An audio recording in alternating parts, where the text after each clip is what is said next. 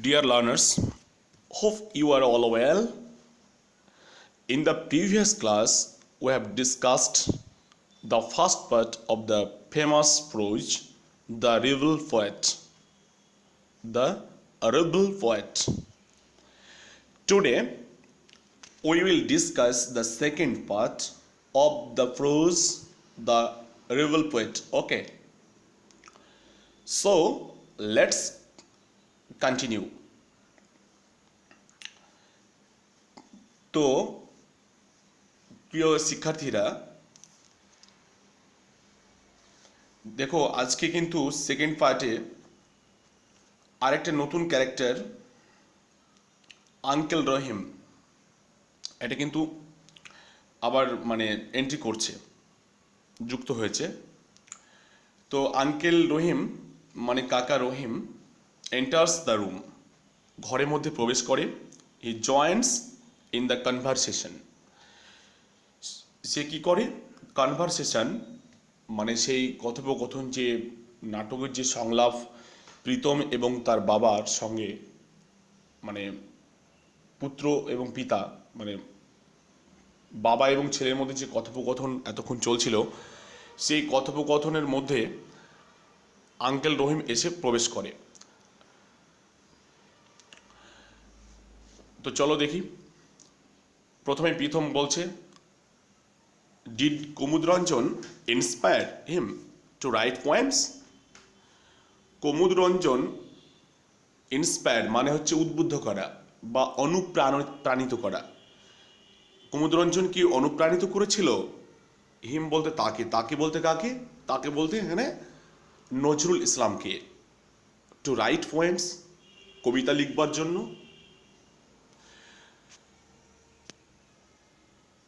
তখন বাবা বললেন, ইয়াস, হ্যাঁ, বাট নজরুল, তার কুমুদরঞ্জন মল্লিক কি করেছিল? ইন্সপায়ার করেছিল।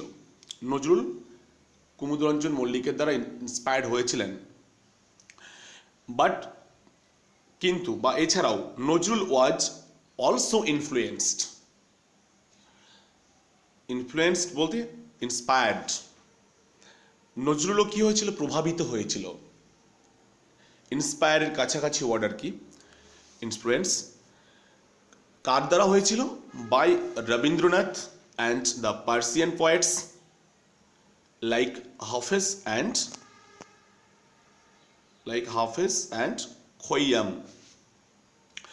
তাহলে এখানে বলা হচ্ছে যে রবীন্দ্রনাথ ঠাকুরের দ্বারাও প্রভাবিত হয়েছিল, এবং দুজন পার্সিয়ান যে কবি, টু পার্সিয়ান পোয়েটস, পারস্য দেশীয় কবি,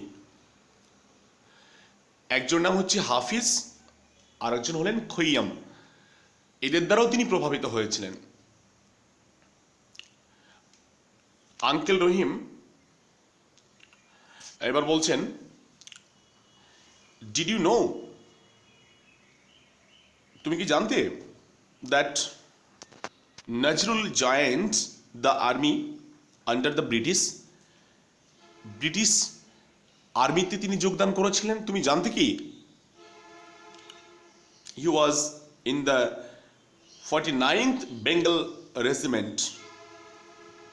তিনি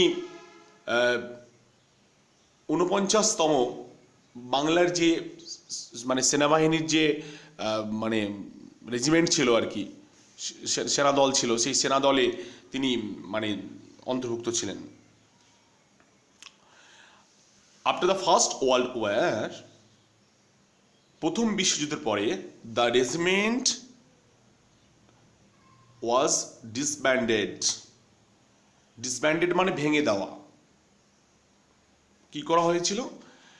প্রথম বিশ্বযুদ্ধের পরে সেই রেজিমেন্টটাকে, সেই যে সেনা দল বা সেনা বাহিনীটা ছিল, সেটাকে ভেঙে দেওয়া হয়েছিল ইন 1920, সেটা হচ্ছে 1920 সালে। So he came to Calcutta, তাই তিনি কি করলেন? কলকাতায় চলে আসলেন।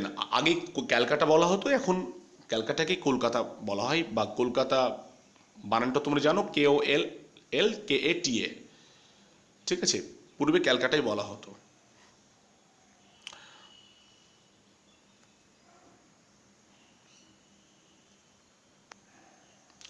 এবার ফাদার বলছেন, at the time Indians had Ryzen against the British rule. At the time, ওই সময় কি হয়েছিল? ইন্ডিয়ানস বলতে ভারতীয়রা, হ্যাড রাইজেন মানে জেগে উঠেছিল, against the British rule, British rule বলতে ব্রিটিশ শাসনের বিরুদ্ধে তারা মুখর হয়ে উঠেছিল ভারতীয়রা। নজরুল প্রোটেস্টেড, আর নজরুল কি করলেন? প্রতিবাদ করলেন against the cruelty of the British, ব্রিটিশের যে এই নিষ্ঠুরতা, ক্রুয়েলটি মানে নিষ্ঠুরতা, আর বিরুদ্ধে, এগেনস্ট মানে বিরুদ্ধে, প্রতিবাদ জানালেন। ইন হিজ ওন ওয়ে, তার নিজের মানে মতো করে। নিজের মতো করে বলতে কি, তিনি তো একজন কবি, পোয়েট, তিনি তার কবিতার মাধ্যমে, তো এর আগেই বলেছিলাম যে তিনি এসে গল্পের প্রবন্ধের মাধ্যমে এবং হচ্ছে তিনি তার সংস মানে গানের মাধ্যমে তিনি ভারতবর্ষের মানুষকে সচেতন করে চললেন। In fact he also started writing poems, essays and songs.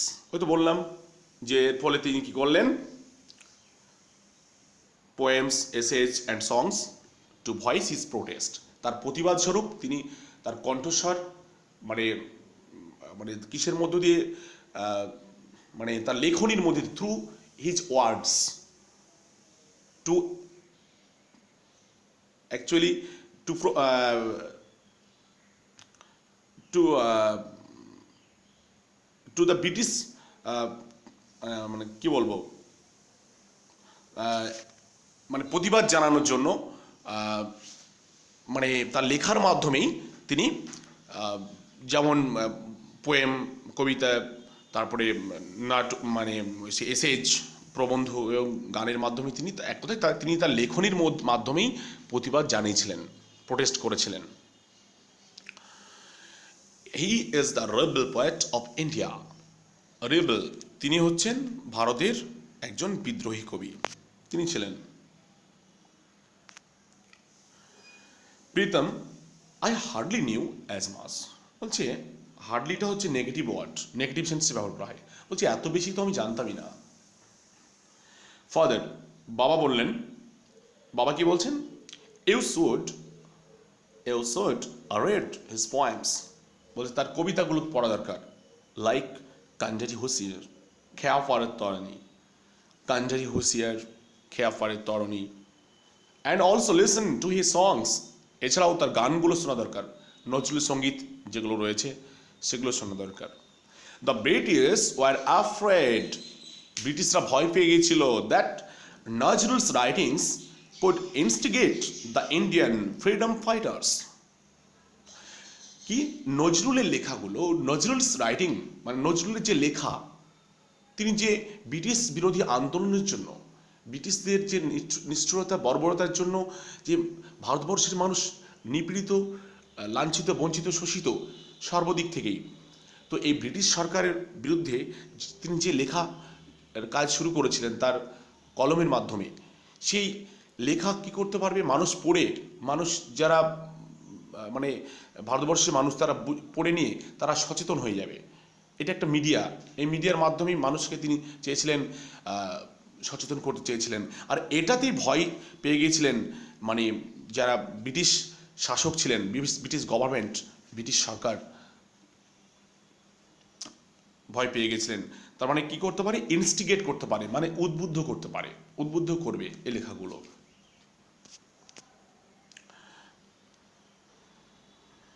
Pritam, what did the British do, ব্রিটিশরা তখন কি করলেন?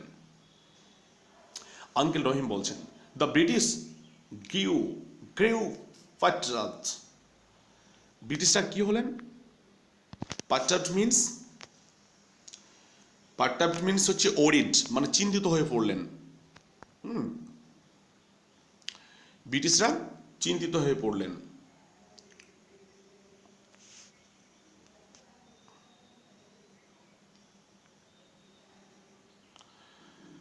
ফাদার, এবার বাবা বলছেন, ইন 1922, সালে নজরুল স্টার্টেড এ ম্যাগাজিন ধূমকেতু। নজরুল একটা ধূমকেতু নামের একটা ম্যাগাজিন মানে পত্রিকা তিনি পাবলিশ মানে করলেন বা চালু করেছিলেন, স্টার্ট করেছিলেন। হোয়ার হি পাবলিশড আনন্দময়ীর আগমনে এ পোয়েম। তিনি ওই ধূমকেতু নামক তার যে ম্যাগাজিন, সেই ম্যাগাজিনে একটা মানে পোয়েম, কবিতা তিনি সেখানে প্রকাশ করেছিলেন, পাবলিশ করেছিলেন। সেইটা হচ্ছে নাম হচ্ছে আনন্দময়ীর আগমনে। আনন্দময়ীর আগমনে, এগুলো মনে রাখবে তোমরা, ঠিক আছে? এগুলো থেকে কোশ্চেন হতে পারে। নেক্সট আঙ্কেল রহিম এবার বলছেন, the British raided the office of Dhumketu. British কি করলেন? ব্রিটিশ সরকার, ব্রিটিশরা ধূমকেতুর অফিসকে রেডেড মানে হঠাৎ করে হানা দিলেন। Raided means surprise visit by the police. মানে পুলিশ যখন মানে হঠাৎ করে কোনো কিছু না বলেই বা না জানিয়ে যখন মানে সেটা সার্চ করে, সেটাকেই বলা হচ্ছে রেড করা। রেড থেকে raided. The poet was arrested from Comilla. কবিকে কুমিল্লা থেকে অ্যারেস্ট করা হয়েছিল। প্রীতম এবার বলছেন, হোয়াট হ্যাপেন্ড দেন? তারপর কি হলো? ফাদার এবার বাবা বলছেন, he was transferred to the Hooghly jail. তাকে কি করা হয়েছিল? হুগলি জেলে ট্রান্সফার করা হয়েছিল। সেখান থেকে হুগলি জেলে আবার পাঠিয়ে দেওয়া হলো কুমিল্লা থেকে। And there he began fasting. এবং সেখানে তিনি কি করলেন? সেখানে ফাস্টিং মানে সেই যেটাকে অনশন বলে, অনশন বা উপোস বলতে পারো, মানে না খেয়ে থাকা, মানে staying without food. Fasting means going without food actually, মানে কোনো রকমের খাবার না খেয়ে, খাবার জল সব কিছু না খেয়ে, মানে কিছু পান না করে থাকা, যেটাকে ফাস্টিং বলা হয়। You know that. It was his way of protesting against the torture of the British. এটা তার একটা কি ছিল? ওয়ে ছিল, একটা তার নিজের ওয়ে, ঠিক আছে? যে এই ওয়ের মাধ্যমে, এই তার একটা মাধ্যমে, ওয়েটা কি? ফাস্টিং মানে না খেয়ে থাকা, অনশন চালানো। এই অনশনের মাধ্যমে একটা প্রোটেস্ট করার জন্য ব্রিটিশ সরকারের যে বর্বরতা, যে অত্যাচার, নিষ্ঠুরতা মানুষের প্রতি, হ্যাঁ, মানে নিপীড়ন, একটা অত্যাচার করা, এর বিরুদ্ধে তিনি কি করেছিলেন? এটাই তার একটা ওয়ে ছিল, যে অনশন করা। Pritam, for how many days did he fast? Father, fast এটা ভার্ব, ঠিক আছে? বলছি কতদিন ধরে সে মানে তিনি মানে এইভাবে অনশন চালিয়েছেন?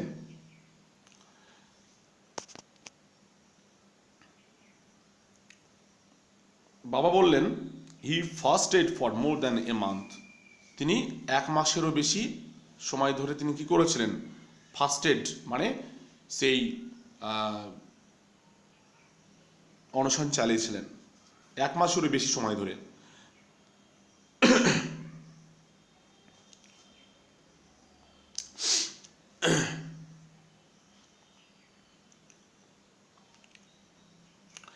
ইন ডিসেম্বর 1927, 1923 খ্রিস্টাব্দের ডিসেম্বর মাসে, হি ওয়াজ released from jail.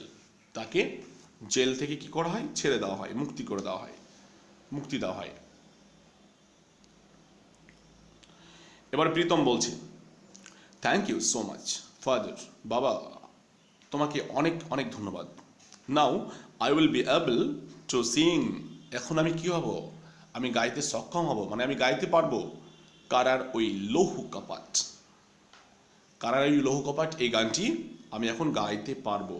With zeal and passion. Zeal and passion means, zeal means great energy, passion means deep love, মানে ভীষণ মানে মানে প্যাশন মানে ভীষণ খুব মানে এনার্জির সঙ্গে এবং খুব গভীরভাবে ভালোবেসে তাহলে আমি গানটা গাইতে পারবো। I am so proud. আমি খুবই মানে কি গর্বিত। প্রাউড মানে গর্বিত। That the teacher has selected me for singing. যে আমাকে আমার টিচার, আমার শিক্ষক আমাকে কী করেছে, সিলেক্ট করেছে, মানে আমাকে নির্বাচন করেছে ফর সিঙ্গিং, এই গান গাওয়ার জন্য। তার জন্য আমি নিজেকে এখন গর্ববোধ করছি। আঙ্কেল রহিম এবার বলছেন, then let's hear you sing, তাহলে চলো শুনি তোমার গান আমি শুনি। Well sing, we will sing along with you as well, বলছে আমরাও গাইবো তোমার সঙ্গে, তুমি যখন গাইবে। তো এই হচ্ছে তোমাদের আজকের মানে সেকেন্ড পার্ট বা সেকেন্ড ইউনিট যাই বলো না কেন, তার মানে গল্পের শেষ অংশ। দুটো ইউনিটে ভাগ ছিল এটা, ফার্স্ট ইউনিট সেকেন্ড ইউনিট, সেটা পার্ট 1 পার্ট 2তে আমি শেষ করলাম। আর তোমরা এটা ভালো করে পড়ো, আর কোথাও প্রবলেম হলে কমেন্ট করো। আর তাছাড়া যে অ্যাক্টিভিটিগুলো আছে সেগুলো ক্লাস টাইমেই তোমাদেরকে টাস্ক হিসাবে দেওয়া হবে এবং দেখে নেওয়া হবে, ওগুলোর জন্য আলাদা করে কোনো ভিডিও প্রয়োজন নেই। তো no more today, meet you again in the next class. Thank you.